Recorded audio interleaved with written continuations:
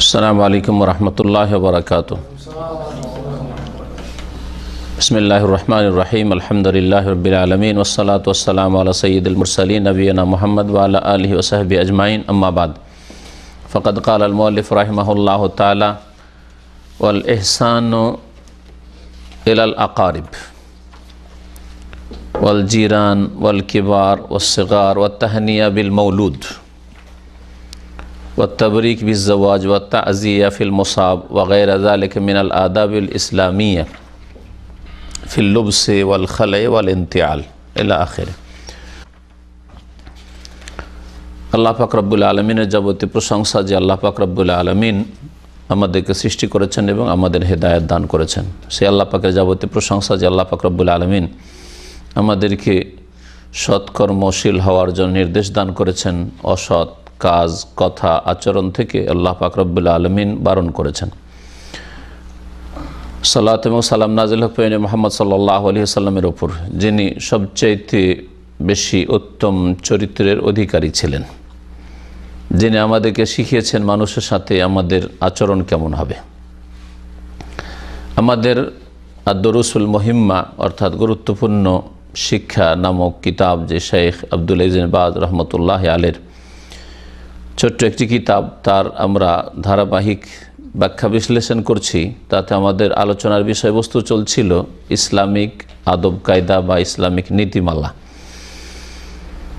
আজকে আমরা শুরু করব আত্মীয় স্বজনদের সাথে সদ্ব্যবহার বা তাদের সাথে সদাচরণ সম্পর্কে নবী করিম সাল্লাল্লাহু আলাইহি ওয়াসাল্লামের কী নির্দেশ রয়েছে। লেখক বলছেন যে যেসব ইসলামিক আদব কায়দা রয়েছে বা ইসলামিক নীতিমালা রয়েছে, সেগুলির একটি হচ্ছে আত্মীয় স্বজনদের সাথে সদ্ব্যবহার করা। আল এহসানের কথা এর আগে উল্লেখ করেছেন। এহসান সদাচরণ করা, সদ্ব্যবহার করা মাতা পিতার সাথে এবং সদ্ব্যবহার করা ওয়াল আকারিব আত্মীয় স্বজনদের সাথে। এটি 15 নম্বর তার আলোচনাতে ইসলামিক আদব। ভাষ্যকার বলছেন আল এহসান ইলাল আকারিব সাবাবুন লিল কুরব বা লিল কুরব মিনাল জান্নাতি ওয়াল বুদ মিনান নার। আত্মীয় স্বজনদের সাথে সদ্ব্যবহার করা এটি হচ্ছে জান্নাতের নিকটবর্তী হওয়ার উপায় এবং জাহান্নাম থেকে দূরে সরার উপায়।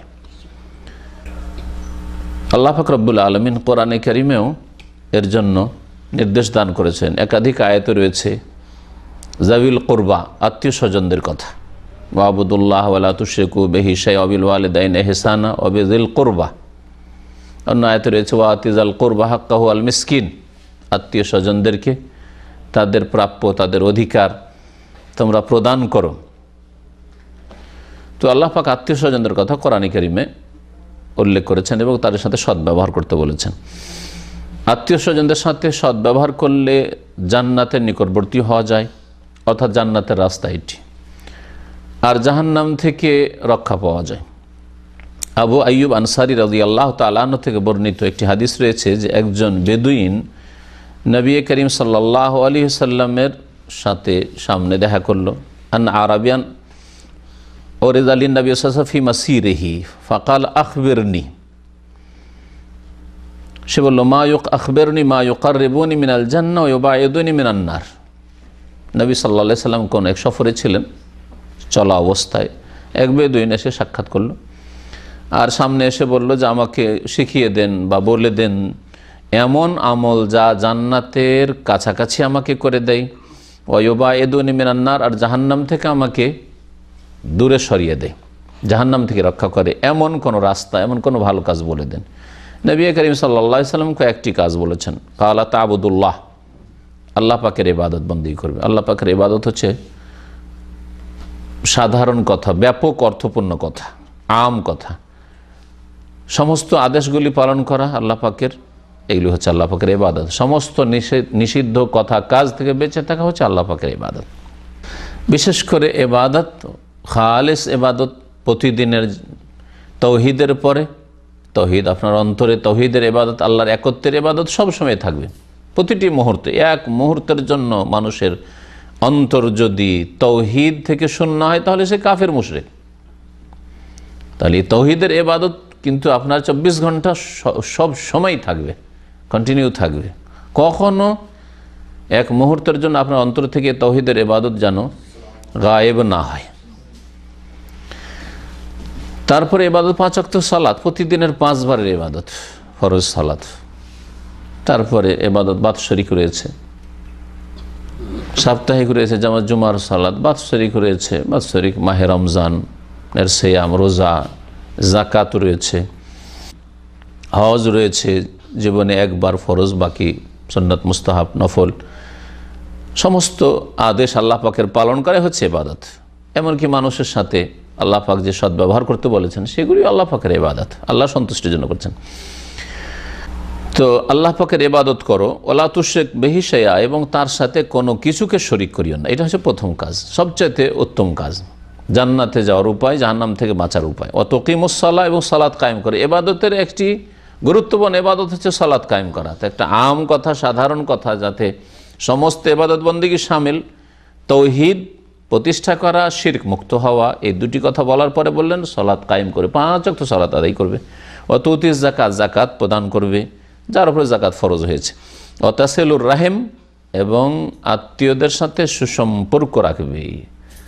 রাহেমের সম্পর্ক, আত্মীয়তার সম্পর্ককে অটুট রাখবে, বজায় রাখবে, ছিন্ন করবে না। রাহুল বুখারী মুসলিম হাদিস, সহিহ বুখারী মুসলিমে। তাহলে জান্নাতে যাওয়ার উপায় এবং জাহান্নাম থেকে রক্ষা পাওয়ার উপায় হচ্ছে আত্মীয়দের সাথে সদ্ব্যবহার করা। নবী করিম সাল্লাল্লাহু আলাইহি ওয়াসাল্লাম আরেক হাদিসে রয়েছে যে যারা আত্মীয়র সাথে সুসম্পর্ক রাখে তার সাথে আল্লাহ সম্পর্ক রাখেন, আর যারা আত্মীয়র সাথে সম্পর্ক ছিন্ন করে আল্লাহ তার সাথে সম্পর্ক ছিন্ন করে নেন। আবু হুরায়রা রাদিয়াল্লাহু তাআলা আনহু থেকে বর্ণিত, তিনি বলছেন রাসূলুল্লাহ সাল্লাল্লাহু আলাইহি ওয়াসাল্লাম বলেছেন, খালাকাল্লাহু আযজা ওয়া জাল্লা আল খালকা, আল্লাহ পাক রব সমস্ত সৃষ্টি কুলকে সৃষ্টি করলেন। ফালাম্মা ফারাগা মিনহু, তার থেকে যখন অবসর হলেন, মানে সমস্ত সৃষ্টি, পশু পাখি মানুষ সব কিছু যখন সৃষ্টি করা হয়ে গেল, কামাতির রাহিম, তখন এই আত্মীয়তার যে সম্পর্ক রয়েছে, রাহিম, রাহিম আসলে বলা হয় জরায়ুকে, বাচ্চাদানিকে, এটা হচ্ছে।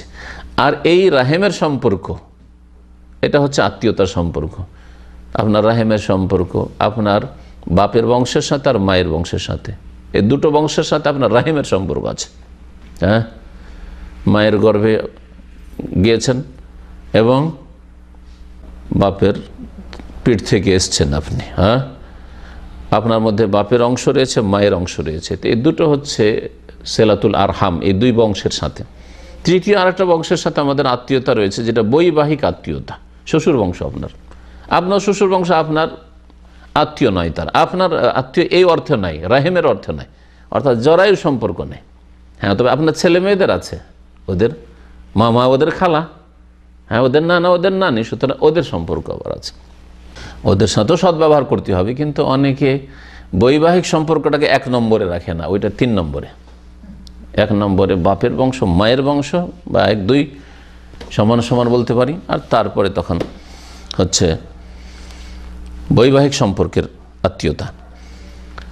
যখন আল্লাহ পাক রব্বুল আলামিন সমাপ্ত করলেন সৃষ্টি করা সমস্ত সৃষ্টিকে, তখন আল্লাহ যে রাহিম সৃষ্টি করেছেন, এই আত্মীয়তার সম্পর্ক বা জরায়ুকে আল্লাহ সৃষ্টি করেছেন, দাঁড়িয়ে গেল কামাতির রাহিম। তো আত্মীয়তার সম্পর্ক তো কোনো একটা এমন বস্তু নাই যেটা দাঁড়াবার জিনিস, কিন্তু আল্লাহর সামনে দাঁড়াইলো। কেমন করে দাঁড়ায় আল্লাহ পাক ভালো জানেন। ফাকালা মাহ, তখন আল্লাহ বললেন যে মাহ, মানে মা শানু, কি হয়েছে, কেন তুমি দাঁড়ালে? কালা, তখন এই আত্মীয়তার সম্পর্ক বলল, রাহিম শব্দটি মুআন্নাস, হাজা মাকামুল আয়েজু বিকা মিনাল কাতিয়াতি, এই জায়গাটি হচ্ছে আপনার আশ্রয় গ্রহণ করার জায়গা, মিনাল কাতিয়াতে, সম্পর্ক ছিন্নতা থেকে। আত্মীয়তার যে সম্পর্ক, জরায়ুর সম্পর্ক, এটা দাঁড়িয়ে গিয়ে আল্লাহর কাছে দরখাস্ত করলো যে এই জায়গায় হচ্ছে আপনার কাছে আশ্রয় চাওয়ার জায়গা, মানে আমি সুযোগ পেয়েছি আপনার আশ্রয় নেওয়ার, আপনার কাছে আমি আশ্রয় চাইছি সম্পর্ক ছিন্ন করা থেকে, অর্থাৎ আমার সম্পর্ককে কেউ যেন ছিন্ন না করে, এই সম্পর্ক ছেদ যেন কেউ না করে। কালা, তখন আল্লাহ পাক বলেন, আলা তারদাইন, তুমি কি এতে সন্তুষ্ট নও যে আন আসেলা মান ওয়াসালাকে, তোমাকে যে মেলাবে আমিও তাকে আমার সাথে মিলাবো।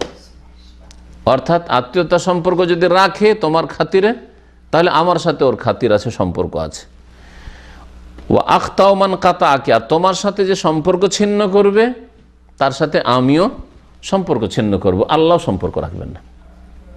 বুঝতে পারলেন? কি বুঝলেন? যে আত্মীয়তার সম্পর্ক যে কেউ ছিন্ন করে, অর্থাৎ বাপের বংশের সাথে সম্পর্ক ছিন্ন। বাপের বংশ হচ্ছে চাচারা, চাচাতো ভাইরা, ফুফু, হ্যাঁ, তার আগে দাদা দাদি ইত্যাদি এরা। আর মায়ের বংশ হচ্ছে হ্যাঁ মা থেকে শুরু করে মা, খালা, মামা, হ্যাঁ, নানি, নানা ইত্যাদি এরা। এই সম্পর্ক যদি কেউ ছিন্ন করে আমি ছিন্ন করলাম, আল্লাহ বলছেন। আর এই সম্পর্ক যদি কায়েম রাখে, অটল রাখে, তাহলে আমিও তার সাথে সম্পর্ক অটল রাখলাম। তখন ইব্রাহিম রাজি হয়ে গেল। রাজি নও তুমি এতে? হ্যাঁ রাজি। কালাত বললো বালা, অবশ্যই ইয়া রব, হে আল্লাহ, এতে আমি সন্তুষ্ট। আমার সাথে সম্পর্ক খারাপ করে তাহলে আল্লাহর সাথে সম্পর্ক খারাপ করলো সে। ফাযালিকা লাকা, আল্লাহ পাক বললেন কালা এটা ফাযালিকা লাকি, এটা তোমাকে দেওয়া হইল, মানে এই দানটি আল্লাহর পক্ষ থেকে দেওয়া হলো যে তোমার সাথে সম্পর্ক খারাপ করলে আমার সাথে সম্পর্ক খারাপ করলো। সুম্মা কালা আবু হুরায়রা, তারপরে আবু হুরায়রা রাদিয়াল্লাহু তাআলা আনহু এই হাদিসের বর্ণনাকারী বলছেন ইকরাউ ইন শি'তুম, যদি তোমরা এই বিষয়টি কোরআন থেকে জানতে চাও তাহলে এই আয়াতটি পড়ে দেখো। ফাহাল আসাইতুম ইন তাওয়াল্লাইতুম, সম্ভাবনা রয়েছে যে তোমরা যদি ফিরে যাও, আনতুফসিদু ফিল আরদ, যে তোমরা পৃথিবীতে বিপর্যয় সৃষ্টি করবে। তাওয়াল্লাইতুমের তাফসীর আরেকটি হচ্ছে তাওয়াল্লাইতুম মানে তোমরা নেতৃত্ব, ওয়ালায়াত থেকে তোমরা যদি সম্ভাবনা রয়েছে, তোমরা যদি নেতৃত্ব পাও, নেতৃত্ব পাও, পয়সার নেতৃত্ব হতে পারে, আবার গদির নেতৃত্ব হতে পারে। নেতৃত্ব মানে শুধু গদি না, অনেক সময় পয়সা, হ্যাঁ, অনেক সময় একটা কোম্পানিতে পোস্ট পাওয়া। তো তোমরা যদি প্রভাবশালী হও বা নেতৃত্ব পাও, তো আশঙ্কা কি রয়েছে, সম্ভাবনা রয়েছে আনতুফসিদু ফিল আরদ, পৃথিবীতে তোমরা বিশৃঙ্খলা সৃষ্টি করবে, বিপর্যয় সৃষ্টি করবে। অতকাত্তেও আরহামাকা, তোমরা সম্পর্ক ছিন্ন করবে। সূরা মুহাম্মদ আয়াত নম্বর 22, সহিহ বুখারী মুসলিম হাদিস রয়েছে। আত্মীয় স্বজনের সাথে সম্পর্ক ভালো রাখলে তাতে বয়স বৃদ্ধি হয় আর রিজিকে বরকত হয়। নবী করিম সাল্লাল্লাহু আলাইহি ওয়াসাল্লামের হাদিস বুখারী আর আবু দাউদে রয়েছে। মান আহাব্বা আন ইউবসাতা লাহু ফি রিজকিহি, কেউ যদি পছন্দ করে যে তার রিজিককে প্রশস্ত করা হোক, ওয়া আইয়ুনসা লাহু ফি আসারিহি, আর তার আয়ু বৃদ্ধি করা হোক। ইউনসা মানে ইউআখার, বিলম্ব করা, তার সময়ে বিলম্ব করা মানে আয়ু বৃদ্ধি করা। আমাকে বেশি সময় দেওয়া হলো, মালাকুল মউত আসতে বিলম্ব করলো, মানে আয়ু বাড়লো। ফালিয়াসাল রাহিমাহু, যদি এটা চাই, এই দুটো জিনিস, রিজিকে বরকত, রিজিক বৃদ্ধি হোক আর আয়ু বেশি হোক, তাহলে সে যেন কি করে, আত্মীয়দের সাথে কি করে, সুসম্পর্ক রাখে, সিলাতুল আরহাম করে। সেলা মানে সম্পর্ক, আর আরহাম ও রাহিমের বহুবচন, হাদিস বুখারী আবু দাউদের। আত্মীয় স্বজনদের সাথে সুসম্পর্কটার ধরনটা কি, কেমনভাবে হবে? প্রথম যেটা হবে প্রাথমিক পর্যায়ে, সেটা হচ্ছে কোনো কষ্ট না দিই, কষ্ট দিবেন না, কমপক্ষে এটা, যে আপনি কোনো আত্মীয়কে আপনার কথা, কাজে, আচার আচরণে কষ্ট দেবেন না আপনি। দ্বিতীয় হচ্ছে আর্থিক যদি সাহায্যের প্রয়োজন হয় তাহলে আর্থিক সাহায্য সহযোগিতা করি, মুসাআদা মালিয়া। তৃতীয় হচ্ছে দেখা সাক্ষাৎ করে, যখন দেশে যাচ্ছেন, যারা বিদেশে আছেন অথবা দেশে আছেন কিন্তু মাঝে মাঝে দেখা করতে গেলেন, সুখে দুঃখে দেখা করতে গেলেন, খুশির দিনগুলিতে, ঈদ উৎসবের সময়, বিবাহ শাদীর সময় দেখা সাক্ষাতের সুযোগ করে দিলেন। আপনার বাড়ি বিবাহ হলে তাদেরকে ডাকলেন, ওদের বাড়ি বিবাহ শাদী হলে গেলেন। দুঃখে যেমন কেউ যদি মারা যায় তাহলে দেখা সাক্ষাতে গেলেন, এইভাবে দেখা সাক্ষাৎ, মাঝে মধ্যে দেখা সাক্ষাৎ। 4 নম্বর হচ্ছে দোয়া করা, তাদের জন্য দোয়া করা, তাদের হেদায়েতের জন্য, যারা তাদের মধ্যে গুমরাহ অথবা তাদের মধ্যে ঘাটতি রয়েছে, ইমানের দুর্বল, তাদের হেদায়েতের জন্য দোয়া করা, আর যারা ভালো রয়েছে তাদের আর বাকি কল্যাণের জন্য দোয়া করা ইত্যাদি, বিভিন্ন রকম দোয়া করা, তাদের হেফাজতে দোয়া করা, তাদেরকে ভালো কাজের জন্য উৎসাহিত করা, আর অন্যায় কাজে বাধা দেওয়া। তাদের মধ্যে যারা ভালো কাজ করে ভালো কাজে উৎসাহিত করেন, আর যারা মন্দ কাজ করে তাদেরকে বারণ করেন, নিষেধ করার চেষ্টা করেন। যে যেরকম অবস্থায় আছেন, যদি কেউ বল প্রয়োগ করতে পারেন তো বল প্রয়োগ করবেন, বল প্রয়োগ না করতে পারেন তো সেই নেতৃত্ব যদি ক্ষমতা না থাকে তাহলে কথার দ্বারা অন্যায় কাজে বাধা দেবেন, ভালো কাজের জন্য উৎসাহিত করবেন, এবং তাদের হিতাকাঙ্ক্ষী হওয়া। আল্লাহ পাক রব্বুল আলামিন প্রথম আত্মীয় স্বজনদের কাছে দ্বীন ইসলাম পৌঁছাতে বলেছেন। নবী মুহাম্মদ সাল্লাল্লাহু আলাইহি সাল্লামকে আল্লাহ পাক বলছেন সূরা আশ-শুআরা আয়াত নম্বর 214-তে, ওয়া আনজির আশিরাতাকাল আকরাবিন, হে নবী তুমি সতর্ক করো তোমার নিকট আত্মীয়দেরকে। যে নবী সাল্লাল্লাহু আলাইহি ওয়াসাল্লাম আয়াত নাযিল হওয়ার পরে সাফা পাহাড়ে চড়েছিলেন আর নিজের বংশের এক একজন করে নাম ধরে ধরে আর এক একটা ছোট ছোট গোত্রের নাম ধরে ধরে সবকে ডেকেছিলেন। হ্যাঁ, আর সবাই যখন হাজির হলো তখন তাদেরকে ইসলামের দাওয়াত দিয়েছেন। আবু লাহাব আপন চাচা, কিন্তু কট্টর শত্রু, আল্লাহর শত্রু, আল্লাহর দিনের শত্রু। আল্লাহ এই জন্য তাকে ধ্বংস করেছেন দুনিয়া আখিরাতে। তাব্বাত ইয়াদা আবি লাহাব ওয়া তাব, আবু লাহাবের দুই হাত ধ্বংস হোক এবং সেও ধ্বংস হোক। এই কোরআনের আয়াত কিয়ামত পর্যন্ত তেলাওয়াত হইতে থাকবে। আর কত লোক যে তেলাওয়াত করছে আর ওর উপরে আল্লাহর গজব হচ্ছে। অথচ রাসূলুল্লাহ সাল্লাল্লাহু আলাইহি ওয়াসাল্লামের আপন চাচা ছিল এটা, আবু লাহাব। আবু জাহাল চাচা না, আমাদের দেশের মানুষ বলে আবু জাহাল রসুলের চাচা। আবু জাহাল রসুলের চাচা না, দূরের আত্মীয়, কিন্তু আবু লাহাবটা আপন চাচা। তারপরে আরেকটি বিষয় রয়েছে ওয়াল জিরান, মানে পাড়া প্রতিবেশী, যারা আপনার আশেপাশে বসবাস করে তাদের সাথে সদ্ব্যবহার করা। এই সম্পর্কে বিস্তারিত আলোচনা এর আগে যেসব ধারাবাহিক আলোচনা আমাদের হয়েছে, উত্তম চরিত্র সম্পর্কে তাতে হয়ে গেছে। নবী করিম সাল্লাল্লাহু আলাইহি সাল্লামকে যখনই জিবরাইল এসেছেন তখন প্রতিবেশী সম্পর্কে সদ্ব্যবহারের জন্য উপদেশ দিয়েছেন। মা আযালা জিবরিল ইউসিনি বিল জার, জিবরাইল সবসময় আমাকে এসে উপদেশ দিত প্রতিবেশী সম্পর্কে, ভালো পরামর্শ দিত, ভালো আচরণ করতে বলতো। হাত্তা জানান্ত, আমার ধারণা হলো আন্নাহু সাইয়ু আর রেসহু, মনে হচ্ছে যে আল্লাহর পক্ষ থেকে প্রতিবেশীকে উত্তরাধিকারী বানিয়ে দেবে। হ্যাঁ, ওয়ারেস বানিয়ে দেবে, ধন সম্পদে হয়তো ভাগ দিতে হবে, টাকা পয়সাও ভাগ দিতে হবে, হয়তো ছেলে মেয়েদের মতো। এত গুরুত্ব রয়েছে। প্রতিবেশী তিন রকম হইতে পারে, কে বলতে পারে? প্রতিবেশীর স্তর রয়েছে। প্রথম স্তরের প্রতিবেশী হচ্ছে এক নম্বর প্রতিবেশী, দুই নম্বর হচ্ছে আত্মীয়, তিন নম্বর হচ্ছে ইসলাম। হ্যাঁ, বরং ইসলামটাকে আগে বললে বেশি ভালো, কারণ ইসলাম না থাকে তো কোনো মূল্য নেই তেমন। তো প্রতিবেশী যেহেতু আলোচনা, সেজন্য এক নম্বর প্রতিবেশী, দুই নম্বর ইসলাম, তিন নম্বর হচ্ছে আত্মীয়তা। আত্মীয়তা ছিন্ন হইতে পারে, হ্যাঁ, যদি ইসলাম না থাকে। কাফেরের সাথে কোনো আত্মীয়তা নেই, বেদিনের সাথে কোনো আত্মীয়তা নেই, হ্যাঁ, নাস্তিকের সাথে, মুশরিকের সাথে, কবর মাজারপন্থীর সাথে কোনো আত্মীয়তা নেই। তো এর হচ্ছে ট্রিপল হক। এইরকম প্রতিবেশীও, মুসলিমও আর আত্মীয়। আর দুই নম্বর হচ্ছে মুসলিম প্রতিবেশী কিন্তু আত্মীয় না। তিন নম্বর হচ্ছে অমুসলিম প্রতিবেশী, অমুসলিম। তারপরে লেখক বলছেন যে ওয়াল কিবার, আর বড়দের সাথে সদ্ব্যবহার করা। বড়দের সাথে সদ্ব্যবহার মানে বড়দের সম্মান প্রদর্শন করা, বড়দেরকে সম্মান করার নির্দেশ দেওয়া হয়েছে। আর ছোটদেরকে আদর স্নেহ করতে বলা হয়েছে। এটা হচ্ছে দ্বীন ইসলামের মৌলিক নীতিমালা। এই মর্মে লেখক বলছেন তাওকিরুল কবির মিম্মা আমারা বিহিল ইসলাম, বড়দের শ্রদ্ধা সম্মান করার ইসলামে নির্দেশ দেওয়া হয়েছে। নবী করিম সাল্লাল্লাহু আলাইহি ওয়াসাল্লাম বলেছেন বুখারী মুসলিমের একটি হাদিসে, একবার দুই ভাই আসলো, বড় ভাই আর ছোট ভাই, দুই ভাই এসছে। ছোট ভাইটা একটু শিয়ানা বেশি, মানে কথা বলতে বাকপটু, ও আগে এসে কথা বলা শুরু করেছে। তখন নবী করিম সাল্লাল্লাহু আলাইহি ওয়াসাল্লাম জানতে পেরেছেন যে এটা হচ্ছে ছোট আর হচ্ছে বড়। আর ছোটটা এসে পুটপুট করে কথা বলা শুরু করেছে, বলছে কাব্বের কাব্বের। কি বলছেন নবী সাল্লাল্লাহু আলাইহি ওয়াসাল্লাম? কাব্বের, বড়কে কথা বলতে দাও, বড়কে কথা বলতে দাও। তো এটা আমাদেরকে খেয়াল রাখতে হবে যে আপনার বড় ভাই আপনার মতো বাকপটু নাও হয়, আপনার সমান ডিগ্রিধারী নাও হয়, কিন্তু সে কথা বলে নিতে পারবে।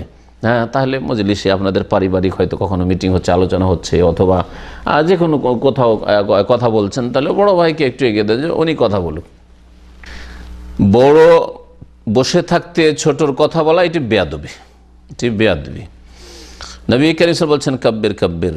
আর একটি হাদিসে রয়েছে নবী করিম সাল্লাল্লাহু আলাইহি ওয়াসাল্লাম বলেছেন ইন্না মিন ইজলালিল্লাহি তাআলা, নিঃসন্দেহে আল্লাহ পাক, মহান আল্লাহর পক্ষ থেকে শ্রদ্ধা সম্মান, আল্লাহ শ্রদ্ধা সম্মান দিয়েছেন কি?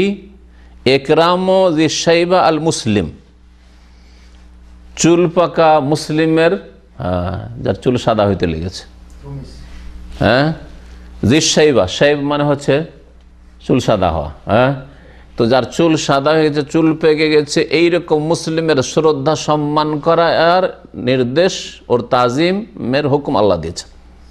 জি হ্যাঁ, আর এটা আল্লাহ পাক রব্বুল আলামিনের তাজিমের অন্তর। ইন্না মিন ইজলালিল্লাহের অর্থ এটা হয়েছে, ইন্না মিন ইজলালিল্লাহ, মহান আল্লাহর বড়ত্ব মহত্ব প্রকাশ, তাজিম শ্রদ্ধা সম্মানের অন্তর্ভুক্ত হচ্ছে একরাম যিশাইবা আল মুসলিম, বয়সপ্রাপ্ত মুরব্বী, বয়স্ক মানুষ, বিশেষ করে চুল দাড়ি সাদা হতে লেগেছে, এই রকম লোকের শ্রদ্ধা সম্মান করা। শ্রদ্ধা সম্মান মানে আমাদের দেশে আবার কিছু বুঝে না অনেকে। শ্রদ্ধা সম্মান মানে ভুল বললেও কিছু বলতে হবে না, এটা আবার ভুল। আদবের সাথে বলতে হবে, বেয়াদবি করেন নাকি আদবের সাথে বলতে হবে। এই জন্য আমাদের দেশে একটা কথা আছে, বড়দের ভুল ধরাও ভুল।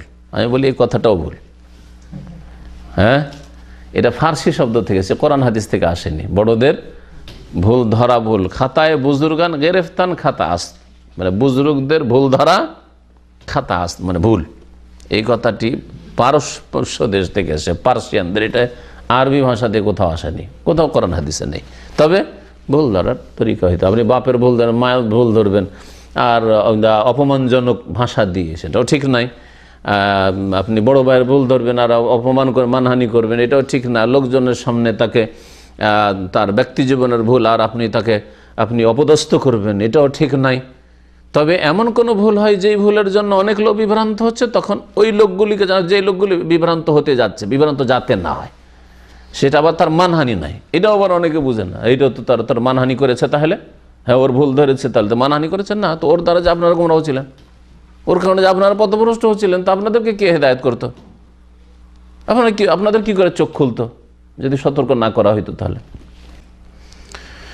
তবে এই ক্ষেত্রে একটি জিনিস খেয়াল রাখা যেতে পারে, সেটা হচ্ছে যে যদি কারো নাম উল্লেখ না করে সংশোধন হয়ে যায়, তাহলে নাম উল্লেখের প্রয়োজন নেই। যেমন আপনাদের মধ্যে একজন বাম হাতে পান করলো, আপনাদের সামনে ওকে অপমান না করে হ্যাঁ কি করলাম, একাই বললাম, কারণ ওর পার্সোনাল ওইটা ভুল। আচ্ছা, সেটা যদি আবার এই ডানে বামে যারা বসে আছে হ্যাঁ প্রচার করছে, তারা যদি এইখানে পাশে বসে আছে আর ও যদি বাম হাতে চা খায়, তাহলে তো বাকি লোকেরা গুমরাহর ভয় আছে, আরে এরা খাচ্ছে, তার মানে চলে, এটাও চলে, তাই না? তাহলে এই ক্ষেত্রে আপনার চলে যাওয়ার পর শুধু ওকে একাই বললে হবে না, কারণ আপনাদের বিভ্রান্তির আশঙ্কা আছে। তাহলে কি করতে হবে? বলতে হবে। তার নাম ধরে না বলে যদি কাজ হয়ে যায়, আমি কিছু ভাইদেরকে দেখছি যে বাম হাতে পান করছেন, তাতে হলো কি আপনারাও বুঝলেন যে বাম হাতে পান করা জায়েজ নাই, আর যে পান করেছিল সেও সংশোধন করেছে, না রে আমি তো কাজটা করেছি, ঠিক না? হ্যাঁ, যদি এইভাবে সংশোধন হয়ে যায় তাহলে নাম বলার প্রয়োজন নেই। কিন্তু এতেও যদি সংশোধন না হয় হ্যাঁ, তাহলে তখন নাম বলার প্রয়োজন হবে। দ্বিতীয় লোক, এর সম্মান করলে আল্লাহ পাক রব্বুল আলামিন তাজিম করবো, হামেলুল কোরআন গায়রুল গালি ফিহি ওয়াল জাফি আনহু, আর যে কোরআন বহনকারী, কোরআন বহনকারী হচ্ছে কোরআনের আলেম, আলেমে দিন, কোরআনের হাফেজ। হ্যাঁ, কোরআন বহনকারী মানে শুধু কোরআনের শব্দ আর কোরআন মুখস্থ বহনকারী নয়, যে কোরআন শুধু মুখস্থ রাখে। আমাদের অনারব হাফেজদের কথা বলছি। আরব হাফেজ কোরআন মুখস্থ রাখে মানে মোটামুটি বুঝে ওর ভাষাতে আরবিটা, তাই না? ওর ভাষাতে কোরআনটা, সেই জন্য। কিন্তু অনারব যারা ইন্ডিয়ান, পাকিস্তানি, বাংলাদেশি, ইংরেজ ইত্যাদি সারা পৃথিবীর অনারব হাফেজ, সে হামেলে কোরআন, আংশিক হাফেজ হামেলে কোরআন, কিন্তু আসল হামেলে কোরআন কি, যে কোরআন বহন করে সেটা দিয়ে কাউকে উপকৃত করতে পারবে, সেটা দিয়ে কাউকে লাভবান করতে পারবে, হচ্ছে কোরআনের যে অর্থ বুঝে, তাফসীর বুঝে, যে আল্লাহ কি বলছেন এতে। আকিমুসসালাহ মানে কি? কিন্তু একজন অনারব হাফেজ আকিমুসসালাহ মুখস্থ করেছে, কিছু জানে না যে আকিমুসসালাহ মানে কি। ওয়ালা তাকরাবুজ জিনা মানেই জানে না। হ্যাঁ, তাহলে ও কি করে, নিজেই কি করে বাঁচবে আর অন্যকে কি করে জিনা থেকে বাঁচাবে? হ্যাঁ, আতাতুনাল ফাহিশাতা মানেই জানেন না, মা সাবাকাকুম বিহা মিন আহাদিন মিনাল আলামিন। হ্যাঁ, লুতের জাতির আগে এই পাপ সমকামিতা কেউ করেনি। আয়াত কত যে মুখস্থ করেছে আর কত শতবার যে পড়ছে, কিন্তু কিছুই বুঝে না, যার ফলে ওই কাজে হয়তো নিজেও লিপ্ত হয়ে যাচ্ছে, অথবা অন্যদেরকে যে হেদায়েত করবে তারও ক্ষমতা নেই। তাহলে আসল উদ্দেশ্য হচ্ছে কোরআন এখানে অর্থ বোঝা, আল্লাহ পাকের কথা বোঝা। পৃথিবীতে কোনো কথা না বুঝে শুনি না। আমার ভাষা যদি বাংলা ভাষা না হইতো তো আপনার থেকে লাভটা কি হতো? হ্যাঁ, আমার কথা যদি নাই বুঝতে পারতেন তো এখানে আপনার বসে শুধু তাবারক হাসিল করলে হবে? কি ফায়দা হবে আপনার বসে থেকে যদি আমি আরবিতে লেকচার দিত আপনাদের মাঝে? বোঝা গেছে? তো কথা হচ্ছে যে হামেলুল কোরআন এক নম্বরে হচ্ছে যে কোরআন সুন্নাহর যে আলেম, সঠিক কোরআন সুন্নাহ সহিভাবে বুঝে, অপব্যাখ্যা করে না। আর তারপরে আংশিক হামেলে কোরআন, কোরআন বহনকারী, কোরআন হাফেজ, কোরআন হেফজও রাখে, শব্দেরও মুখস্থ রাখে, অর্থ মুখস্থ রাখে, অর্থও জানে। এ হচ্ছে পারফেক্ট কামেল, আর আমলও করে, এ হচ্ছে আসলে। এই জন্য বলছেন গায়রুল গালি ফিহি, কোরআন সম্পর্কে যে অতিরঞ্জন বাড়াবাড়িকারী নয়, তাহলে কোরআন নিয়ে যারা বাড়াবাড়ি করে তারা গুমরাহ। ওয়াল জাফি আনহু, আর কোরআনের সাথে খারাপ আচরণকারীও যেন না হয়। জাফি জাফাতুন, জাফাতুন মানে কুসম্পর্ক, খারাপ সম্পর্ক রাখা। তো কোরআনের সাথে খারাপ সম্পর্ক কে করে, আর কোরআনের ব্যাপারে বাড়াবাড়ি কে করে? কোরআনের ব্যাপারে বাড়াবাড়ি করে যারা ধর্মের নামে গুমরাহ হয়েছে, ধর্ম ব্যবসায়ী। কোরআনের অপব্যাখ্যা করে কবর মাজার পূজা, শিরকের প্রচার করে। কোরআনের অপব্যাখ্যা করে মিলাদ কিয়াম বিদাত করায়, বিদাতে হাসান বিদাতে সাইয়ার ভাগ করে, আর জাতিকে বিদাতে ডুবিয়ে রেখেছে। শবে বরাতের বিদাতে, আর মিলাদের বিদাতে, কিয়ামের বিদাতে, আর নওয়াইতুর বিদাতে, আর কত রকম বিদাতে, সবিনা পড়ার বিদাতে, আর কোরআন খানি করার বিদাতে, বক্সার বিদাতে, 40 রেখেছে। এরা হচ্ছে আল গালি। আর আল গালি চরমপন্থী কোরআনের ব্যাপারে ওরা, যারা কোরআনের একটি দুটি আয়াত নেয় বাকি অন্য দিকটা ছেড়ে দেয়, যার ফলে আকীদার ক্ষেত্রে গুমরাহ হয়। যেমন আল্লাহ সর্বত্র বিরাজমান, আর আল্লাহ পাকের অতগুলি আয়াত যে আল্লাহ আকাশে রয়েছেন সব ছেড়ে দিল, সব বেশি আল্লাহ, আল্লাহ সুউচ্চ, সব কিছুর ঊর্ধ্বে, সব ছেড়ে দিল। আমিনতু মান ফিস সামায়ে। এরা হচ্ছে আল গালি, কোরআন সম্পর্কে বাড়াবাড়িকারী। একদিকে দুটো চারটা আয়াতে তাকে সংশয়ে পড়ে গেল, আর বহু আয়াতকে উপেক্ষা করলো। কোরআন সম্পর্কে গালি বাড়াবাড়িকারী হচ্ছে ওই সব লোকেরা যারা কোরআনের দু চারটি আয়াত নেই আর বহু আয়াতকে উপেক্ষা করে, নবী সাল্লাল্লাহু আলাইহি ওয়াসাল্লামের পুরো সিরা জিন্দেগিটাকে উপেক্ষা করে, আর কোরআনের জেহাদের দু চারটা আয়াত নিয়ে, আর কয়েকজন যুবক সামান্য 2-4 হরফ পড়েছে, স্কুল কলেজে মাদ্রাসায় পড়লে 3 হরফও পড়েনি, ভালো কোনো দক্ষতাও রাখে না শরীয়তের, আর জেহাদের নামে বম ফুটিয়ে বেড়ায় যেখানে সেখানে। বাংলা ভাই, তারপরে আপনার কি বলছে আব্দুর রহমান, তারপরে আপনার আরও এইসব যে খারিজি যুগে বিভিন্ন এলাকায় যে খারিজিগুলো বেরোচ্ছে, কাতিলুল মুশরিকিন পড়লো, কিন্তু ওই দিকে দেখলো না যে মুশরিক তো মক্কাতেও ছিল রে, মুশরিক তো মক্কাতেই ছিল। তো নবী সাল্লাল্লাহু আলাইহি ওয়াসাল্লাম মক্কাতে কোনো মুশরিকের বিরুদ্ধে অস্ত্র ধরেছেন? নবীর সাহাবীরা কেউ ধরেছেন? যদি সরাসরি সামনে না মারতো তো আত্মঘাতী হামলা করে মেরে দাও, এগুলো তাদের বাড়াবাড়ি। নবী সাল্লাল্লাহু আলাইহি ওয়াসাল্লামের সাহাবীরা মারতে পারতেন আবু জাহালকে, আত্মঘাতী হামলা করে, অথবা রাতের অন্ধকারে। কোন সিকিউরিটি গার্ড থাকতো আবু জাহালের বাড়িতে? নবী সাল্লাল্লাহু আলাইহি ওয়াসাল্লামের কাঁধে উটের ভুঁড়ি চাপিয়ে দেওয়া হচ্ছে, কোন সাহাবী কেন গিয়ে যে উটের ভুঁড়ি চাপিয়েছিল ওবাবিন মাই তোকে দিল না কেন? একটা আঘাত দিতে মেরে দিতে পারতো। সাহাবীরা ছিল না? না তাদের ঈমান কমজোর ছিল? না তারা কাপুরুষ ছিলেন? তো কথা হচ্ছে যে তাহলে সব দিকটাকে কোরআন বুঝতে হবে, সবগুলি আয়াতকে সামনে রেখে এই বিষয়ের উপরে, তারপরে রাসূলের হাদিসকে সামনে রেখে, নবী সাল্লাল্লাহু আলাইহি ওয়াসাল্লামের জীবনীকে সামনে রেখে, যে মক্কার জীবনে জিহাদ অস্ত্র ধরা কোনো কাফেরের উপর হারাম ছিল, নিষেধ ছিল। কুফু আইদিয়াকুম ওয়া আকিমুস সালাহ, হাতকে গুটিয়ে রাখো, কোনো কাফেরকে মারবে না, নাহলে তোমাদের সবগুলিকে সেরে দেবে, একটা কাউকে রাখবে না। তাহলে বলেন এইভাবে বেরিয়ে যাওয়া 2-4টা যুবকের এটা জায়েজ না হারাম কাজ? হারাম কাজ। এতে ইসলামের আরও ক্ষতি করে দিচ্ছে, বাকি যে কিছু আছে ধার্মিক ওগুলো সাফ করে দিচ্ছে। এগুলো সম্পর্কে এক বিরূপ ধারণা হয়ে যাচ্ছে যে দাড়ি মানে হচ্ছে সন্ত্রাস, হয়তো দাড়ি মানে হচ্ছে এরা জঙ্গি, হয়তো। তো এইভাবে গোমরাহ করেছে। তারপরে নবী করিম সাল্লাল্লাহু আলাইহি ওয়াসাল্লাম জিহাদের জন্য শর্ত রেখেছেন। নবী সাল্লাল্লাহু আলাইহি ওয়াসাল্লামের জামানা ছাড়াও খলিফাতের যুগে খলিফার হুকুম ছাড়া কোনো সাহাবী জিহাদে বেরিয়েছেন একাই? এগুলো সামনে রাখতে হবে না? আবু বকরের খেলাফত, নবী সাল্লাল্লাহু আলাইহি ওয়াসাল্লামের জামানায় তো নবী সাল্লাল্লাহু আলাইহি ওয়াসাল্লামের আদেশ নিষেধে জিহাদ হয়েছে মদিনায়, তাই না? তো নবী সাল্লাল্লাহু আলাইহি ওয়াসাল্লামের ইন্তেকালের পরে আবু বকর খলিফা আর উমর অর্ডার দিয়ে চলো জিহাদে যায়, অর্ডার দিয়েছেন। উমরের যে উসমান অর্ডার দিয়েছেন, আলী অর্ডার দিয়ে চলো জিহাদে চলে, যেরকম করেছেন। তাহলে বোঝা গেল যে শাসক লাগবে, খলিফাতুল মুসলিমিন লাগবে, তিনি অর্ডার দিবেন না মুফতি সাহেব অর্ডার দিবে? হুজুর অর্ডার দিবে, বেরিয়ে যাবে জিহাদের জন্য কিছু লোককে নিয়ে, ঘোষণা করে দিবে চলো আমার ভক্তরা। এগুলো হচ্ছে গালি। কোরআন কিছু শিখেছে কিন্তু বাড়াবাড়ি করেছে, গুমরাহ হয়েছে, এরা নাই, এদের সম্মান করতে হবে না। তাহলে বোঝা গেল ওয়াল জাফিয়ান, কোরআনের সাথে বদাচরণ করেছে নাস্তিকরা, মুনাফিকরা, বেদিনরা, বেনামাজিরা, মানবরচিত বিধানে বিশ্বাসীরা, যারা বলছে যে এই যুগে আর কোরআনের শাসন চলবে না, ওই যুগে পশ্চিমা ইহুদি নাসারাদের আইন কানুন ধার করে নিয়ে আসতে হবে, দিয়ে দেশ চালাতে হবে, আদালত চালাতে হবে, পার্লামেন্ট চালাতে হবে। এরা হচ্ছে আল জাফিয়ান, খারাপ আচরণ করে যারা কোরআনের সাথে। তাহলে দুটো দলকে সম্মান করা চলবে না, এই কথা বলা হচ্ছে। সম্মান করতে হবে মধ্যমপন্থী যারা সত্যি সত্যি কোরআন বহনকারী, ওয়া ইকরামু জি সুলতান আল মুকসিত, আর সম্মান করা এমন শাসককে যে হচ্ছে ন্যায়পরায়ণ, আল মুকসিত, ইনসাফ করেনেওয়ালা।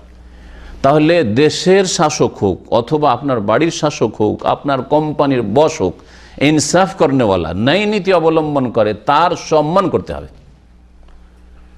যেখানে ইসলামী আইনের বাস্তবায়ন হচ্ছে, এইরকম শাসকের ন্যায় নীতি অবলম্বন করে, তার মধ্যে দুর্নীতি নেই, হ্যাঁ, বেঈমানি আত্মসাৎ করে না, কোরআন সুন্নাহর আইনের বাস্তবায়ন করে, চোরের হাত কাটে, আর আপনার অন্তরে শত্রুতা, সৌদি আরবের শাসকদের সম্পর্কে আপনার অন্তরে যদি শত্রুতা থাকে, অথচ তারা চোরের হাত কাটছে, কেসাসের বাস্তবায়ন করছে, তারা ইসলামী দণ্ডবিধান কায়েম করছে ইত্যাদি, হ্যাঁ, এখানে একজন আলেমে দ্বীনি কাজী হতে পারে, জজ হতে পারে, তারপরেও আপনি শত্রুতা রাখেন, বিদ্বেষ রাখেন শাসকদের বিরুদ্ধে, এটা হচ্ছে গুমরাহি। তাহলে ইনসাফ করেনেওয়ালা, ন্যায়পরায়ণ রাজা, বাদশাহ, শাসক, হ্যাঁ, রাষ্ট্রপতিকে সম্মান করা হচ্ছে আল্লাহ পাকে সম্মান করা, কিন্তু ন্যায়পরায়ণ হইতে হবে। নবী করিম সাল্লাল্লাহু আলাইহি সাল্লাম বড়দের সম্মান সম্পর্কে আলো বলেছেন, লাইসা মিন্না মাল্লাম ইয়ারহাম সাগীরানা ওয়া ইয়ারিফ শারাফা কাবীরানা। আমার দলভুক্ত ওরা নয়, আমাদের মধ্যেকার না, আমার উম্মতের লোক না ওরা খাঁটি, যারা ছোটদের ওপর দয়া করে না, ছোটদেরকে স্নেহ করে না, ওয়া ইয়ারিফ শারাফা কাবীরানা, আর আমাদের বড়দের মান ইজ্জত বুঝে না। অন্য হাদিসে রয়েছে ওয়ালাম ইউআক্কির কাবীরানা, আর বড়দের শ্রদ্ধা সম্মান করে না। তাহলে বড়দের যদি শ্রদ্ধা, বড় বয়সে বড় হলে, এলমে বড় হলে, মর্যাদায় বড় হলে, হতে বয়সে আপনার ছোট, কিন্তু আপনার কোম্পানিতে ফোরম্যান সুপারভাইজার রাখা আছে, তাহলে বড়, ওকে শ্রদ্ধা করতে হবে।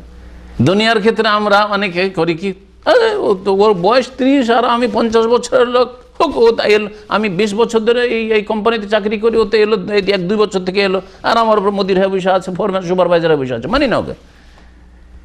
এতে দুনিয়ার নিজের ক্ষতি করবেন আপনি, আর এটা শরীয়ত বিরোধী কথা। যখন আপনার ওপর চাপিয়ে দেওয়া হয়েছে কাউকে, হ্যাঁ, তাহলে আপনাকে আনুগত্য করতে হবে, তার কথা মেনে চলতে হবে, না হলে আপনার দুনিয়ার ক্ষতি করবেন, আপনার চাকরি খেয়ে নেবে, হয়তো আপনার ক্ষয়ক্ষতি করবে, আপনার ইনক্রিজমেন্ট হইতে দেবেন না।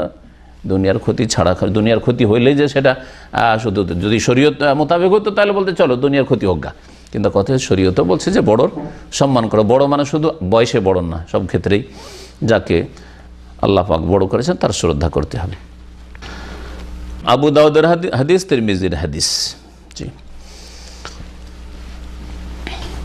ছোটদের ওপর দয়া করা এবং তাদের সাথে সদ্ব্যবহার করা, এরও নির্দেশ একাধিক হাদিসে রয়েছে। নবী করিম সাল্লাল্লাহু আলাইহি ওয়াসাল্লাম ছোটদেরকে আদর স্নেহ করতেন, এমনকি তাদের সাথে রসিকতা করতেন। নবী করিম সাল্লাল্লাহু আলাইহি ওয়াসাল্লাম ছোটো বাচ্চাদেরকে কোলে নিয়ে যেতেন, নামাজের মধ্যে কোলে নিয়ে নিতেন, কাঁধে উঠিয়ে নিতেন। নবী সাল্লাল্লাহু আলাইহি ওয়াসাল্লাম তার নাতনি ওমামা বিনতে জাইনাব যে বড় মেয়ে নবী সাল্লাল্লাহু আলাইহি ওয়াসাল্লামের, তার মেয়ে ওমামাকে নামাজের ভিতরে কোলে নিয়ে সেজদায় যখন যেতেন নামিয়ে দিতেন। লাআব আল হাসান উল হোসেন, হাসান হোসেন খেলা করতেন, নবী সাল্লাল্লাহু নামাজ পড়তেন, সেজদায় যখন যেতেন পিঠের উপরে এসে চড়ে নিত। কারণ আপনি যদি আপনার বাচ্চা সেজদার অবস্থায় পিঠে চড়ে নেয়, তো সালাম ফেরার পরে পিটতে শুরু করবেন, তো এটা তো ভালো কাজ না। হ্যাঁ, নবী সাল্লাল্লাহু আলাইহি ওয়াসাল্লাম একটা ছেলে আবু ওমাইর ছিল, এই আনাস বিন মালিকের ভাই। এই ছোট ছেলেটার একটা পাখি ছিল, পাখি নিয়ে খেলা করতো, শিকারি পাখি ধরেছে, আর পাখি ধরে পাখিটাকে নিয়ে খেলা করতো, ছোটো বাচ্চা যেমন পাখি নিয়ে খেলা করতো। হঠাৎ করে পাখিটা মরে গেছে। পাখিটা যখন মারা গেছে তখন ওই ছেলেটি এমন মানে শোক হয়েছে, তার দুঃখ হয়েছে যে কথাটা তো বলে না। ছোটো বাচ্চাদের মনে দুঃখ হলে কথা বলে না কিন্তু, তাই না? নবী সাল্লাল্লাহু আলাইহি ওয়াসাল্লামকে বলছেন, ইয়া আবু উমাইর মা ফাআলান নুগাইর, মজাক, আবু উমাইর তোমার এই ছোটো পাখিটা কোথায়? তারপরে লেখক বলছেন ওয়াত্তাহানিয়া বিল মৌলুদ, সদ্ব্যবহার বা ইসলামী আদবের অন্তর্ভুক্ত হচ্ছে যদি কারো বাড়িতে নবজাত সন্তান আসে, হ্যাঁ, শিশু জন্মায়, ছেলে মেয়ে জন্মায়, তাহলে তাকে মোবারকবাদ দেবেন। এই মর্মে নবী করিম সাল্লাল্লাহু আলাইহি ওয়াসাল্লাম থেকে কোনো বিশেষ দোয়া নেই, কোনো সাহাবী থেকে তেমন বর্ণিত নেই। হুসাইন রাদিয়াল্লাহু তাআলা আনহু থেকে একটি রিওয়ায়াত বর্ণনা করা হয়েছে, কিন্তু তার সনদ সম্পর্কে কোনো এর নেই, ওর আস্থা করা যায় না। এই ক্ষেত্রে সহিহ সনদে হাসান বসরি প্রখ্যাত তাবেঈ রাহমাতুল্লাহ আলাইহি থেকে প্রমাণিত রয়েছে একটা বাক্য, যে বাক্য দিয়ে আপনি মোবারকবাদ দিতে পারেন। আর যদি না জানা থাকে, মুখস্থ না থাকে, তো নিজের ভাষায়, বাংলা ভাষায়, আল্লাহ আপনার ছেলেকে বরকত পূর্ণ করুক, আপনার ছেলেতে বরকত দিক, আল্লাহ সুস্থ রাখুক, ছেলেকে সুস্থ রাখুক, ছেলের মাকে সুস্থ রাখুক, হ্যাঁ, আল্লাহ তাকে ভালো আমল করার তৌফিক দিক, হ্যাঁ, নেক ছেলে করুক। হ্যাঁ, যদি দেখেন যে হ্যাঁ সে তার মন মানসিকতা আছে, আলেম মানে, আর আপনার আল্লাহ আপনার ছেলেকে ভালো আলেম বানাক, হ্যাঁ, আমলকারী বানাক। আর যদি দেখেন যে মডার্ন লোকও বানাবে, ডাক্তার, ইঞ্জিনিয়ার, আল্লাহ আপনার ছেলেকে দিন দুনিয়ার বড় করুক, যেইভাবে খুশি হয় বলবেন, খুশি করার উদ্দেশ্য, কিন্তু না জায়েজ কথা বলে নাই। আর ডাক্তার ইঞ্জিনিয়ার হইলেও তো মন্দ কথা নয়, তার সাথে নামাজি হইলেই হইল, তার সাথে আল্লাহ ভীরু হইলেই হইল, পরকাল সম্পর্কে বিশ্বাসী হইলেই হলো। তো যাতে করে যার বাড়িতে ছেলে মেয়ে জন্মেছে সে খুশি হয়, এইরকম ভাষা দিয়ে তাকে মোবারকবাদ পেশ করবেন। মোবারকবাদ পেশ করা বা বরকতের দোয়া দেওয়ার হাদিস সহিহ মুসলিমে রয়েছে, কিন্তু কোন ভাষা দিয়ে, এরকম কোনো ভাষা তাতে উল্লিখিত নেই।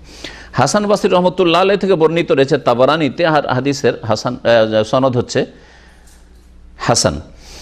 বলছেন তিনি, আন্নাহু আল্লামা রাজুলান তাহানিয়া, একজন লোককে হাসান বসরি রহমতুল্লাহ আলাইহি মোবারকবাদ দেওয়া শিখিয়েছিলেন। বলেছিলেন, কুল, এরকম বলো, বুরেকা লাকা ফিল মাওহুব ওয়া শাকারতাল ওয়াহিব ওয়া রুযিকতা বিররহু ওয়া বালাগা শুদ্দাহু।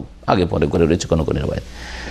আল্লাহ যেন বরকত দেন, কোন বারাকাল্লাহু লাকা ফিল মাওহুব, আল্লাহ যেন বরকত দেওয়া হয় সেই সন্তানে, সেই শিশুতে যা তোমাকে দান করা হয়েছে। ওয়া শাকারতাল ওয়াহিব, দানকারীর যেন তুমি শুকরিয়া আদায় করতে পারো। ওয়া বালাগা রুশদাহু, আর সেই ছেলে যেন বড় হয়। ওয়া রুযিকতা বিররহু, আর আল্লাহ যেন তোমাকে তার সদ্ব্যবহার দান করে, মানে সেই ছেলে বড় হয়ে যেন মাতা পিতার সাথে সদাচরণ করে, সদ্ব্যবহার করে। কোন কোন রিওয়ায়াতে রয়েছে, কুল জাআলাহুল্লাহু মুবারাকান আলাইকা, আল্লাহ পাক তাকে বরকতময় করুক তোমার জন্য, আলা উম্মতে মুহাম্মদ, মুহাম্মদ সাল্লাল্লাহু আলাইহি ওয়াসাল্লামের উম্মতের জন্য। ইমাম নববী রাহমাতুল্লাহি আলাইহি বলছেন যে নবজাত শিশুর জন্য মোবারকবাদ দেওয়া মুস্তাহাব। আর আমাদের সাথী সঙ্গীরা মানে শাওয়াফেরা, ইমাম নববী শাফিঈ ছিলেন, তিনি বলছেন, তারা বলেছেন যে মুস্তাহাব হচ্ছে যা হাসান বসরি থেকে বর্ণিত, এটা হুসাইন নয়, হুসাইনের থেকে সহিহ সনদে বর্ণিত নয়, এটা হাসান বসরি।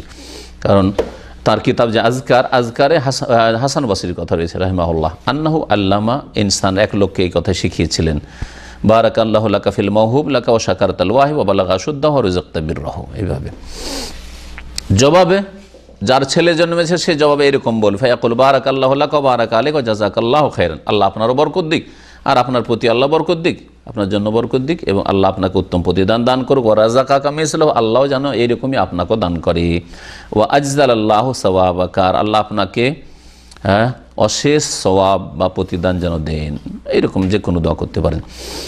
এইরকম অত্যাবরিক বিজ্জাওয়াজ, কেউ যদি বিবাহ শাদী করে তাকে বরকতের দোয়া দেওয়া, বরকতের দোয়া দেওয়া এটাও সুন্নাত মুস্তাহাব। আব্দুর রহমান বিন আউফ রাদিয়াল্লাহু তাআলা আনহু প্রখ্যাত সাহাবী যখন বিয়ে করেছিলেন মদিনায় হিজরত করে এসে, নবী সাল্লাল্লাহু আলাইহি ওয়াসাল্লাম বলেছেন, বারাকাল্লাহু লাকা, আল্লাহ যেন তোমার বরকত দান করে। এতটুকু বললে যথেষ্ট, বারাকাল্লাহু লাকা। কিন্তু আর এক হাদিসে রয়েছে মুস্তাদরাক হাকিম বাইহাকিতে, আবু দাউদ ইবনে মাজাহ, বারাকাল্লাহু লাকা ওয়া বারাকা আলাইকা ওয়া জামা বাইনাকুম ফি খাইর, ছেলে হোক অথবা মেয়ে হোক, হ্যাঁ, বর হোক বা কন্যা হোক, যে বিয়ে হয় তাহলে ওকে দোয়া দেবার, বারাকাল্লাহু লাকা ওয়া বারাকা আলাইকা ওয়া জামা বাইনাকুম ফি খাইর, আল্লাহ যেন আপনার জন্য বরকত দান করেন, আপনার প্রতি বরকত দান করেন, আর আপনাদের উভয়ের মাঝে আল্লাহ যেন কল্যাণের সাথে ঐক্য দান করেন, বা আপনার দুইজনকে একত্রিত করেন কল্যাণে, ভালো কাজে, মানে দাম্পত্য জীবনে আপনাদেরকে যেন আল্লাহ পাক সুখী করেন।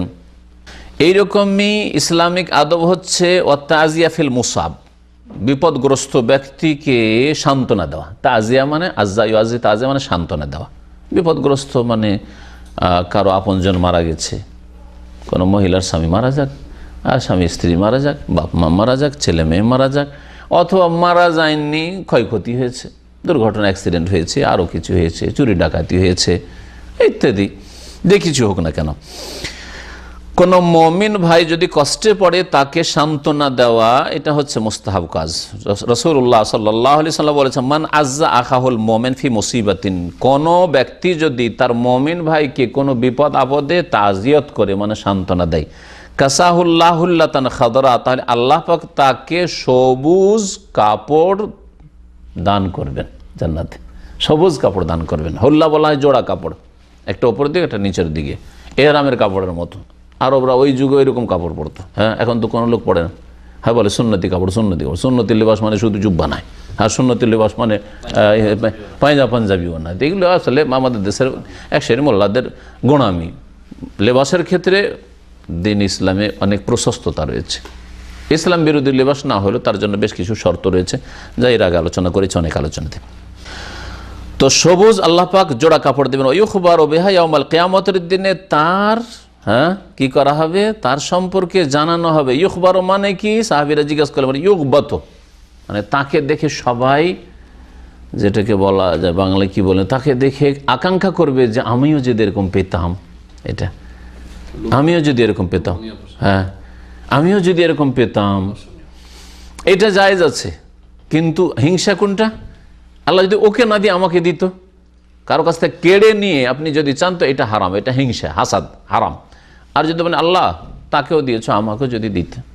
কেউ হজ করছে মাশাআল্লাহ, প্লেনে যে হজ করছে দমদম থেকে, আর আপনি বাসে যেতেই সাহস করেন না, গরিব মানুষ, টাকা জুটাতে পারেন না। তো যদি আল্লাহকে বলেন আল্লাহ তুমি যদি আমাকে এরকম টাকা পয়সা দিয়ে দিত আমি প্লেনে হজ করে আসতাম, হ্যাঁ ওকে কেন দিলেই না, ওকে দিয়েছে আল্লাহ আমাকে যেন দেয়, তাহলে এটাকে বলা হয় গিবতা করা, অন্য কারো মতো আশা আকাঙ্ক্ষা করা।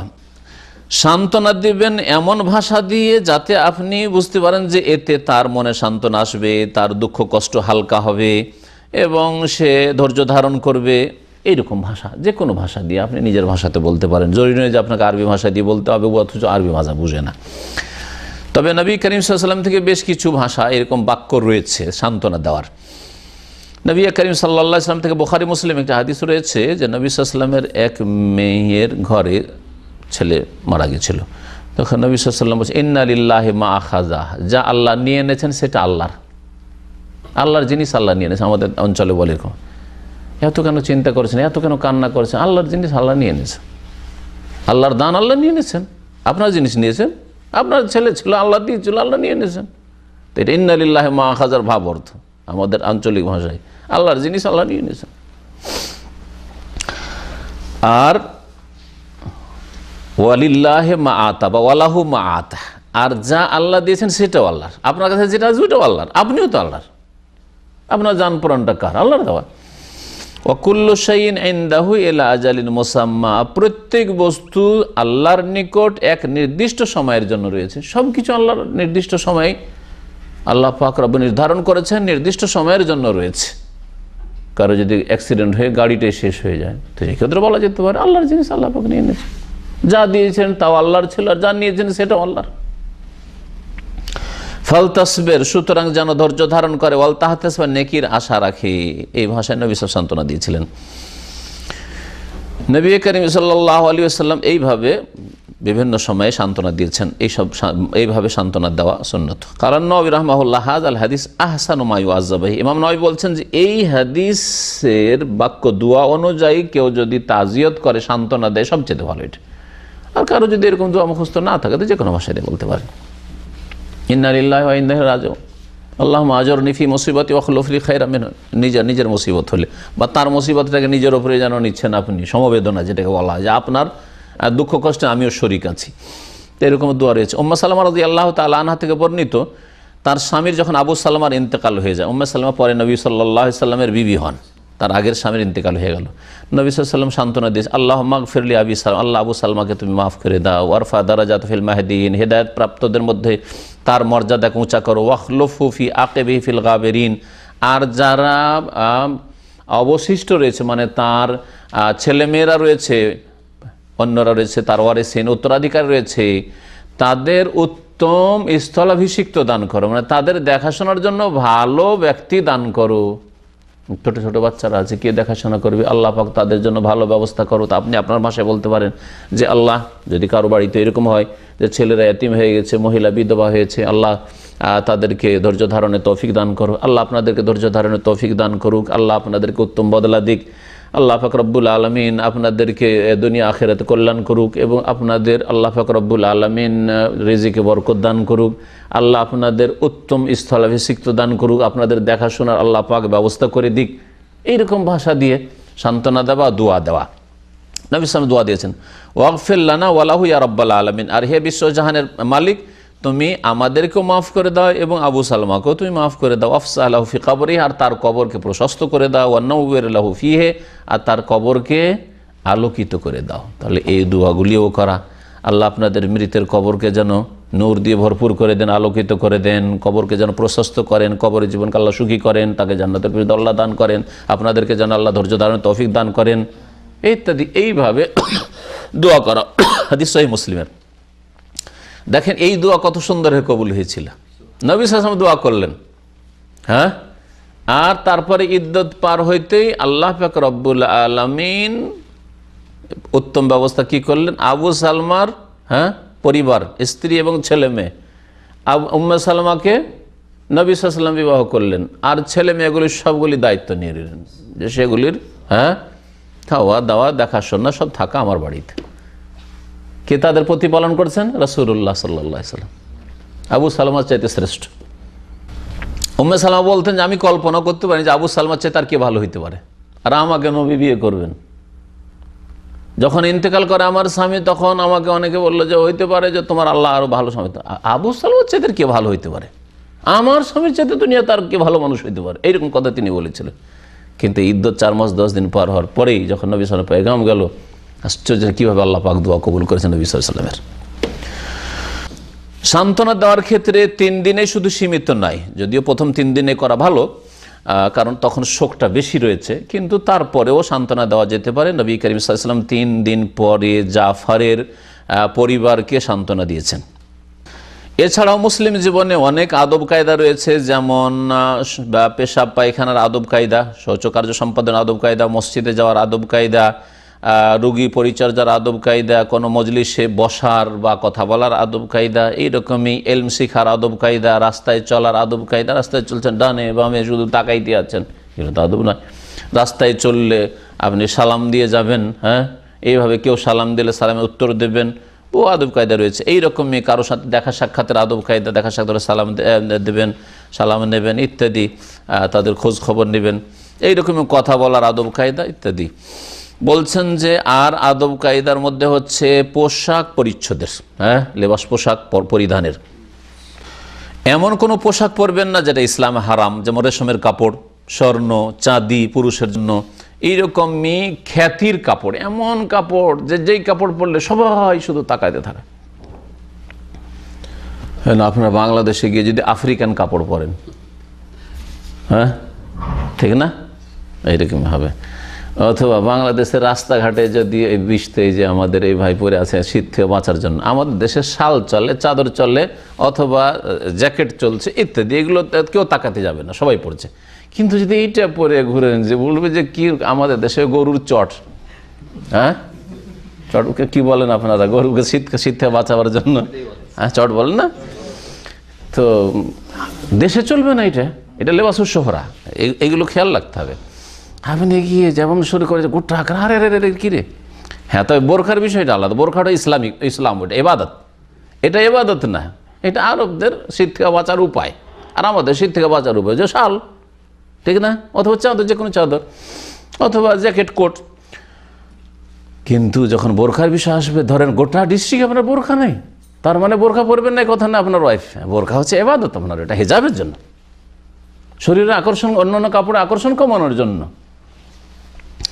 অনেকে সব গড়বড় করতে, আরে আমার এলাকাতে বোরখা কেউ পরে না, সবাই তো তাকাবে, তো পরবো না বা পরাবো না আমার বিবিকে, না পড়তে হবে, এটা ইবাদত আপনার বিবির, এটা ইবাদত। এইরকমই অহংকারের কাপড়, এমন কাপড় পরছেন যাতে অহংকার শুরু হয়ে যায়, এরকম পরবেন না। হতে পারে টাইট কাপড়, অঙ্গ প্রত্যঙ্গ বোঝা যাচ্ছে, অথবা এত পাতলা কাপড়, চিকন কাপড় যে ভিতরে সব দেখা যাচ্ছে, এরকম পরবেন না। এইরকমই কাপড় এত লম্বা করে পরা যে টাকনা নিচে চলে যাচ্ছে পুরুষদের জন্য, ফাহুয়া কাবিরাতুম মিন কাবাইরিজ যুনুব, এগুলো হচ্ছে কাবিরা গুনাহ। মুসলিম মহিলা তার হেজাব করবে, যে কোনো জায়গায় থাকুক। এইরকম মুসলিম মহিলারা পুরুষের কাপড় পরবে না, পুরুষরা মহিলার কাপড় পরবে না, কাফেরদের কাপড় পরবে না। জি, কাফেররা শাড়ি পরে, অমুসলিম মহিলারা শাড়ি পরে, তারা পেট খোলা রাখে, মাথা খোলা রাখে, ওই রকম করে মুসলিম মহিলা শাড়ি পরবে, এটা জায়েজ নয়।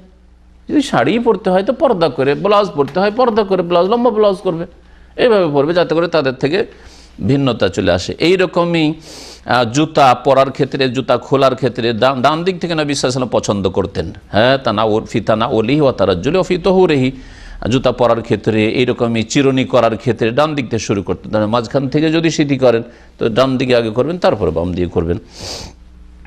পিছন দিকে যদি সিদ্ধি করেন তা আগে ডান দিকটা করবেন, তারপরে বাম দিকটা করবেন। এইরকম ওযুর ক্ষেত্রেও, অঙ্গ প্রত্যঙ্গ ধোয়ার ক্ষেত্রেও ডান দিকে আগে পানি ঢালবেন, তারপরে বাম দিকে পানি ঢালবেন। এগুলো বুখারী মুসলিমের হাদিস।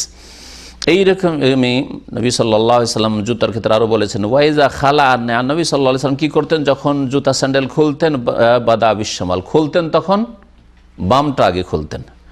হ্যাঁ, এইটা তাকুন ইয়মনা আউয়ালাহুমা তুনআলু ওয়া আখিরুহুমা তুনজা, ডানটা প্রথম পরিধান করতে হবে, আর খোলার ক্ষেত্রে আগে। ডানটা সম্পর্কে বলেন, প্রথম খুললে কি করতে হবে, পরিধান করতে হবে, আর খুলতে হবে পরে। আগে পরলেন ডানটা, আর খুলবেন ডানটা পরে। আগে খুলবেন বামটা। রাহুল বুখারী, হাদিস বুখারীর। এই ছিল বিস্তারিত অনেকগুলি ইসলামিক আদব কায়দা। এখানে আমাদের আদব কায়দার যে আলোচনা চলছিল ধারাবাহিক, সেগুলি শেষ হল। আল্লাহ পাক রব্বুল আলামিন যেন আমাদেরকে ইসলামিক আদব কায়দা মেনে চলার তৌফিক দান করেন, ইসলামিক চরিত্র গঠনের তৌফিক দান করেন, ইসলামিক যে মৌলিক নীতিমালাগুলি রয়েছে সেগুলিকে জানার এবং মানার, পালন করার আল্লাহ পাক যেন তৌফিক দান করেন। ওয়া সাল্লাল্লাহু আলা নবিয়িনা মুহাম্মদ ওয়া আলা আলিহি ওয়া সাহবিহি আজমাইন। আত্মীয় স্বজন যারা নিকটবর্তী আছে, তাদের অভাবী যারা সাহায্যের মোকাবেলা, তাদেরকে নসিহত করতে থাকলাম, আর কিছু তাদেরকে প্রদান করলাম, তারপরেও তারা দিন গ্রহণ করছে না, আবার সালাত ধরতেছে না, দিন মেনে চলছে না, তারপরে কি দেওয়াটা বন্ধ করে দেওয়া যাবে? দেওয়া বন্ধ করে যদি আরও ক্ষতি হয়, আরও গোমরা হয়ে যাবে, তাহলে দেওয়া বন্ধ করা যাবে না। কিন্তু অনেক সময় দেখা যাচ্ছে যে দেওয়া বন্ধ করলেও সোজা হবে। যেমন ছোটো ভাই স্কুল কলেজে লেখাপড়া করে, আর আপনার হোটেলে খায়, আপনার খরচ, নামাজ পড়ছে না, টাকা বন্ধ, লেখাপড়া বন্ধ। ও লেখাপড়া বন্ধ করতে চায় না, বোঝা গেছে? তখন সোজা হয়ে নামাজ পড়বে, সোজা সহি আকীদা আসবে বা ইসলামিক বই পড়বে।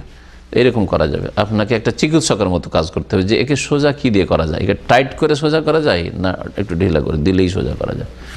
অনেক সময় দেখা গেছে যে নুন খায় সে গুণ গায়, তো একটু আপনার খেতে পেলে হয়তো গুণ গাইবে যে ভালো কথাই তো বলছে, দিচ্ছে, আমরা মানছি না, ঠিকভাবে নামাজ টামাজ পড়ছি না, তারপরে আমাকে ভাই দিচ্ছে বা চলছে। তো এইরকম ক্ষেত্রে আপনার চাইতে সিনিয়র যারা অভাবী, কিন্তু আপনার চাইতে বয়স্ক অথবা আপনার চাইতে বেশি প্রভাবশালী ওইদিকে, তো ওইসব লোককে না দিলে আরও শয়তান হয়ে যাবে, তাগুত হয়ে যাবে। আপনাকে কিছু মনে করে না, তুমি না দিবে আরও কেউ আছে, হ্যাঁ, সুদের ওপর টাকা নিয়ে আসবে, আপনি দেবেন না, তখন সুদের ওপর টাকা নিয়ে আসবে আর খাবে, সুদ খাইতে শুরু করবে। হ্যাঁ, তো এই ক্ষেত্রে গুনাহ থেকে বাঁচানোর জন্য দিতে হবে।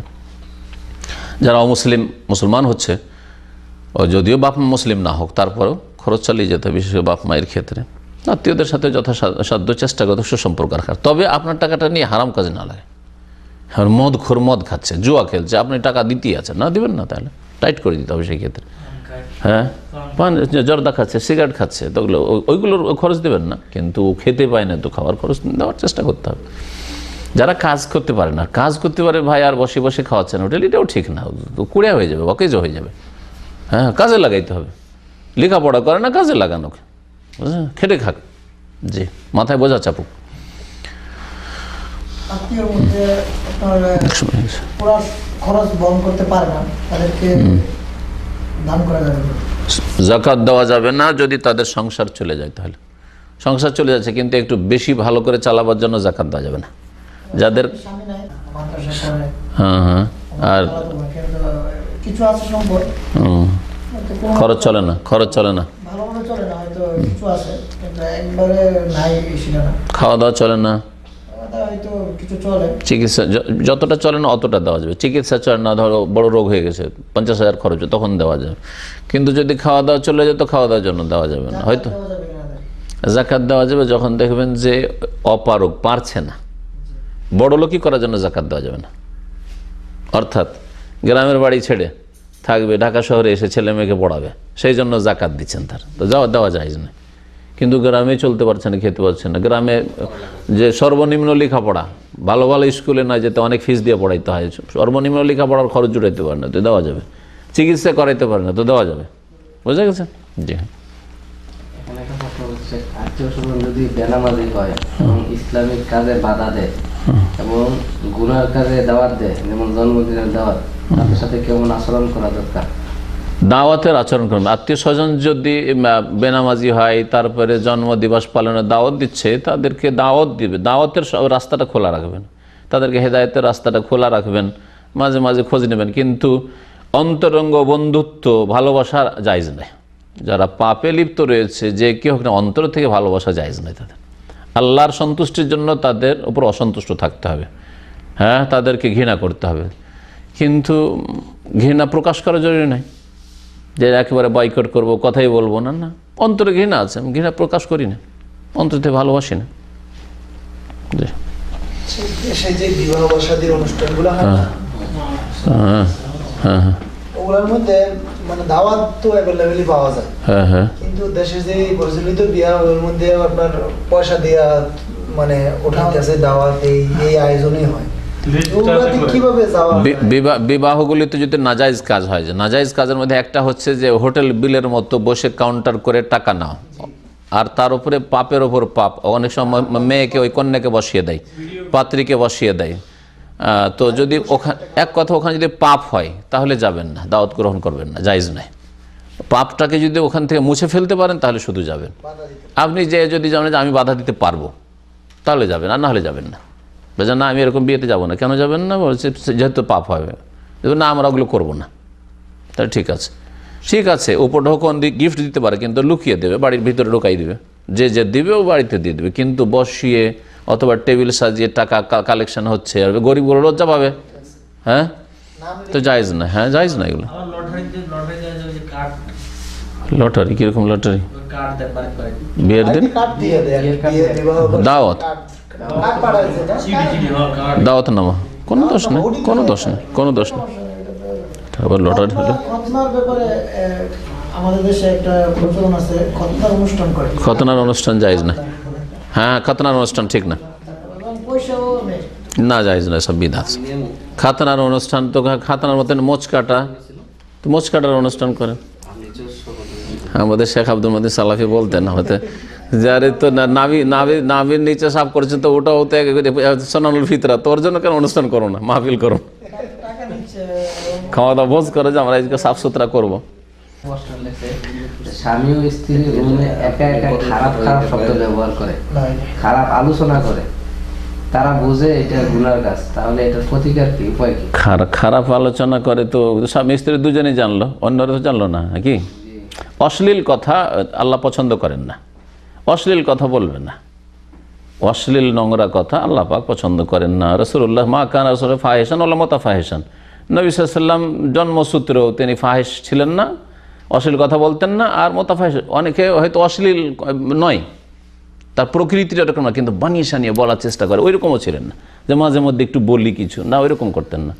মার্জিত কথা বলবে, তার স্বামী স্ত্রীর মধ্যে যেগুলি কথা হয় সেগুলি বৈধ, কিন্তু কথা হচ্ছে ওইটাকে একবারে নোংরা ভাষায় বলতে হবে না। কেন নোংরা ভাষায় বলবে? নোংরা আমি পছন্দনীয় না। চলেন, আল্লাহ সাল্লাল্লাহু আলাইহি ওয়া সাল্লাম মুহাম্মদ ওয়া আলা আলিহি ওয়া সাহবিহি আজমাইন। সুবহানাকাল্লাহুম্মা ওয়া বিহামদিকা আশহাদু আল্লা ইলাহা ইল্লা আনতা আস্তাগফিরুকা ওয়া আতুবু ইলাইক।